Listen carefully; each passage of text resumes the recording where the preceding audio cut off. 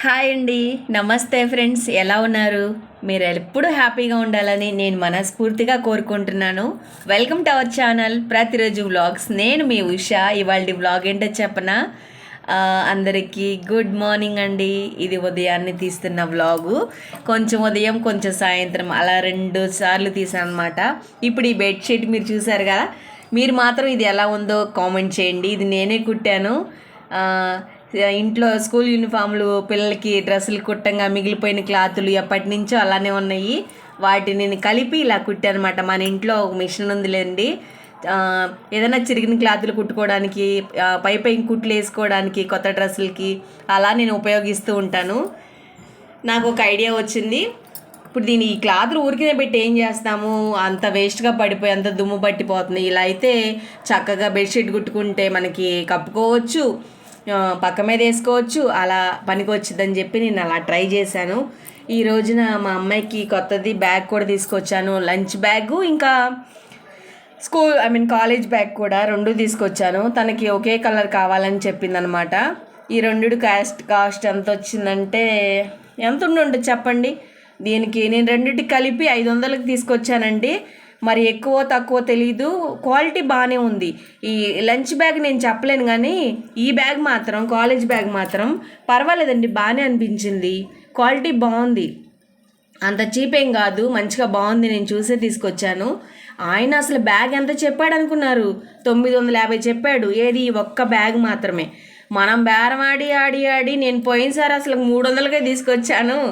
అస్సలు కుదరదంటే ఇంకా 600కి అయితే ఇస్తానండి. అదంతా పెద్ద కథలండి. ఇప్పుడు మనం అడిగినంత ఇస్తామా ఏంటి? మన బడ్జెట్లో వచ్చిందా లేదా అనేది మనకు ముఖ్యం కదా. ఇప్పుడైతే విషయానికి వచ్చేస్తే, పిల్లలకి స్కూల్కి టైం అయిపోతూ ఉంది. మా డాలీకి 2 జడలు వేస్తున్నానండి. ఈ 2 జడలు ఏమో కానీ స్వాతికి 2 జడలు వేసి 3 సంవత్సరాలు వేసాను. మా పెద్దమ్మాయికి 10th అయిపోయేంతవరకు. ఇప్పుడు ఇంకా ఒక జడేను, కాలేజ్కి వచ్చింది కదా. ఇప్పుడు మా డాలీకి మాత్రం మళ్ళీ 3 సంవత్సరాలు 10th అయిపోయేంత వరకు 2 జడలు వేయాల్సిందే. 2 జడలు పిల్లలకి, ఆడపిల్లలకి వేసే తల్లిలు ఎవరన్నా చూస్తే మాత్రం కామెంట్ చేయండి, మీకు ఇష్టమో కాదు. నాకైతే అస్సలు ఇష్టం ఉండదండి. ఏసి కుచ్చులు వేసి ఇసుక పుట్టిద్ది. ఇంకేం చేస్తాము, ఏకి తప్పదనమాట. స్కూల్లో వాళ్ళు ఊరుకోరు కదా. ఇప్పుడైతే నేను పప్పుచారు కాద్దామని వంటకు ప్రిపేర్ చేస్తూ ఉన్నాను. బయటే పెట్టి, ఈ మధ్య అంతా ఓపెన్ కిచెన్లా ఉంటుందని చెప్పి బయటే పెట్టేసి వంట చేస్తున్నానండి. చక్కగా కూర్చుని వండుకోవచ్చు, వీడియోస్ తీసుకోవడానికి కూడా బాగుంటుంది విశాలంగా అన్నీ పెట్టేసి. కాకపోతే అంత ఆగమాగం అవుతుంది, పర్వాలేదు, మళ్ళీ తర్వాత తీసేస్తున్నాంలేండి. ఇప్పుడైతే పప్పుచారు కాద్దామని నేను ఇలా అయితే ట్రై చేశాను. ఇప్పుడు మీరు చూస్తున్నారు కదా ఈ పప్పుచారు. ఫస్ట్ అయితే పప్పు ఉడకబెట్టేశానండి. ఎంత టేస్ట్గా ఉన్నాయి అనుకున్నారు? అదేంటో పల్లెటూరులో మా అమ్మ చేసేది. నేను ఆ గడ్డి, ఈ గడ్డి, ఈ మొక్కలు, ఆ మొక్కలు, అలా 10 రకాల మొక్కలు వేసి చేసేదాన్ని ఇంతకుముందు. అఫ్కోర్స్ అది కూడా బాగుండేదిలేండి. ఇప్పుడు మాత్రం అన్ని రకాలు ఏం లేవు.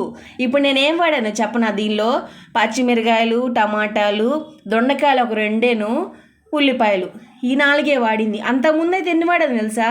సొరకాయ, ములక్కాయ, బంగాళదుంప ముక్కలు, బెండకాయ ముక్కలు, ఇంకేంటబ్బా, వాటితో పాటు నేను ముందు చెప్పినవి కూడా, ఈ మొత్తం కలిపి 10 రకాలు వేసి చారు నిండా ముక్కలు పెట్టేదాన్ని. ఇప్పుడు అసలు అలా ఏం లేదు. ఇప్పుడు కూడా వేసేదాన్ని, కాకపోతే వచ్చేటప్పుడు అవన్నీ లేవన్నమాట. మరి అవి లేవని చెప్పి మనం వంట మానుకుంటామా ఏంది? ఇవి ఉంటాయి కలిపి వండేయడమే. అదీ కాక ఈ మధ్య ఈ పత్తి కూరలతోటి విసుగొచ్చేస్తుందండి. చూసి వండాల్సి వస్తుంది. ఓ పక్కన నాకు చెయ్యి నొప్పితోటి పట్టి వేసుకున్నాను. నేను తినకూడదు ఏవి వంకాయలు, గోంగూరలు ఇవి.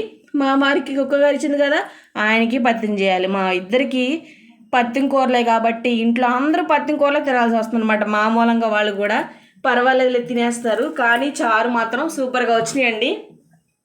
నేను ఎలా సాంబార్ చేస్తాను, పప్పుచారు చేస్తాను, ఒకసారి మీరు కూడా చూసేయండి. ఫస్ట్ అయితే కందిపప్పు ఉడకబెట్టేశానండి. అది కొంచెం చల్లారిన తర్వాత పసుపు, ఉప్పు వేసి మిక్సీ జార్లో తిప్పుకొనించనమాట.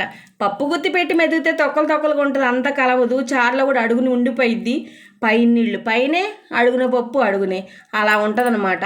అలా కాదని నేను కొంతకాలం నుంచి మిక్సీ జార్లో వేస్తున్నాను. చల్లారిన తర్వాత అలా చేస్తుంటే మొత్తం మెత్తగా మెదిగిపోయింది కదా, ఇంక ఈ చారులో కలిసిపోయింది. అడుగున పప్పు ఉండిపోయి పడేసే సమస్య ఉండదు. అలా చేస్తున్నాను అనమాట. ఇప్పుడైతే తాలింపులో కాస్త జీలకర్ర, తాలింపులు, ఇంకేం వేసాను, చిన్నుల్లిపాయ మొత్తం బాగా వేగిన తర్వాత ఎండుమిర్చి కరివేపాకు ఇవి కూడా వేసి ఇప్పుడు నేను ముందుగా చెప్పినట్లుగా పచ్చిమిర్చి టమాటా ఉల్లిపాయ ఇంకేమేసా 2 దొండకాయలు అంతే, ఇంకేమీ లేదు. క్యారెట్ కూడా వేసేదాన్ని ఇదివరకు అయితే, ఇప్పుడు అవేం దొరకలేదు కాబట్టి ఇంతవరకు వేస్తున్నాను. అదేంటో అన్నీ వేసిన కూర కన్నా ఇదే చాలా బాగుంది. ఉండి లేక ఫాస్ట్గా వండేస్తున్నాను కదా, ఇదే చాలా బాగుందనమాట. దీని తర్వాత ఇంకో కూర కూడా చేస్తాం, మరి ఏ వీడియో ముందు పెడతానో తెలియదు కానీ దొండకాయ పచ్చడి కూడా నూరుతున్నానండి. 2 కూరలు ఒకేసారి, కాకపోతే 2 వీడియోస్గా పెడతాను అనమాట. అది వేరు ఇది వేరు. మీకు ఈ రెండిట్లో ఏది నచ్చిందో మరి కామెంట్ చేయాలి. నేను చెప్తానే ఉన్నాను, ఎవ్వరు పట్టించుకోవడం లేదు నా మాట. మరి నాకు ఎవరన్నా సపోర్ట్ చేస్తున్నారా కొంచెమైనా? నేను సపోర్ట్ చేస్తున్నానంటూ ఎవరన్నా ఒక పేరు చెప్తే బాగుండని ఎదురు చూస్తున్నానండి, కానీ ఎవరు పట్టించుకోవడం లేదు. కొద్ది గొప్ప చూస్తున్నారు, చివరి వరకు ఎవరు చూడడం లేదు.